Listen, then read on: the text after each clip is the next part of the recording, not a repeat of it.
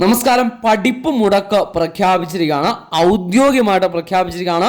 അപ്പോൾ നാളത്തെ ദിവസമാണ് പഠിപ്പ് മുടക്കിന് ആഹ്വാനം ഇപ്പോൾ ഏറ്റവും ലേറ്റസ്റ്റ് ആയിട്ട് വന്നിരിക്കുന്നത്. അപ്പോൾ ആർക്കാണ് നാളത്തെ ദിവസം പഠിപ്പ് മുടക്ക് ഉള്ളത്? സംസ്ഥാന വ്യാപകമായിട്ടാണ് പ്രഖ്യാപിച്ചിരിക്കുന്ന ആ ഒരു കാര്യവും ശ്രദ്ധിക്കുക. അപ്പോൾ കൃത്യമായിട്ട് വീഡിയോയിൽ ഞാൻ പറയുന്നുണ്ട്. അപ്പോൾ വീഡിയോ മുഴുവനായിട്ടും കണ്ട് അത് മനസ്സിലാകുക. ആദ്യമായിട്ട് ചാനൽ കാണുന്ന കൂട്ടാണെങ്കിൽ ജസ്റ്റ് ഒന്ന് സബ്സ്ക്രൈബ് ചെയ്യാൻ ശ്രദ്ധിക്കുക. ജസ്റ്റ് ഒന്ന് സബ്സ്ക്രൈബ് ചെയ്ത് കഴിഞ്ഞാൽ ഒരുപാട് അപ്ഡേറ്റുകൾ, എഡ്യൂക്കേഷൻ അപ്ഡേറ്റുകൾ നമുക്ക് വരുന്നുണ്ട്. അതെല്ലാം നിങ്ങളിലേക്ക് നമ്മൾ ഷെയർ ചെയ്ത് നൽകുന്നുണ്ട്.